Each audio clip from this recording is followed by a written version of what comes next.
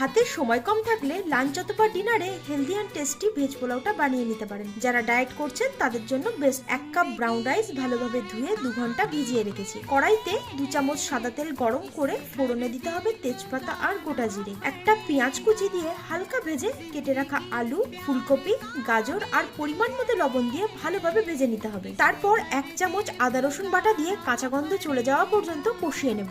এবার tomato, capsicum, মটরশুঁটি, কাঁচা লঙ্কা আর মশলার মধ্যে জিরে গুঁড়ো, ধনে গুঁড়ো, কাশ্মীরি লঙ্কা গুঁড়ো, হলুদ গুঁড়ো আর গরম মশলা গুঁড়ো দিয়ে ভালোভাবে কষিয়ে ভিজিয়ে রাখা ব্রাউন রাইস, স্বাদ মতো নুন দিয়ে আরো একটু ভেজে 2 কাপ পরিমাণ গরম জল দিয়ে ভাতটা সিদ্ধ হওয়া পর্যন্ত রান্না করতে হবে। ব্রাউন রাইস সিদ্ধ হতে একটু বেশি সময় লাগে, সেক্ষেত্রে জলের পরিমাণও কিন্তু একটু বেশি লাগতে পারে। জলটা শুকিয়ে পোলাওটা একদম ঝরঝরে তৈরি হয়েছে। এই পোলাওটা শুধু খেতে বেশি ভালো লাগে, তবে এটাকে আপনারা স্যালাড অথবা রায়তার সঙ্গে সার্ভ করতে পারেন। আজ তবে আসি, আবার হাজির হব নতুন কোনো ভিডিও নিয়ে।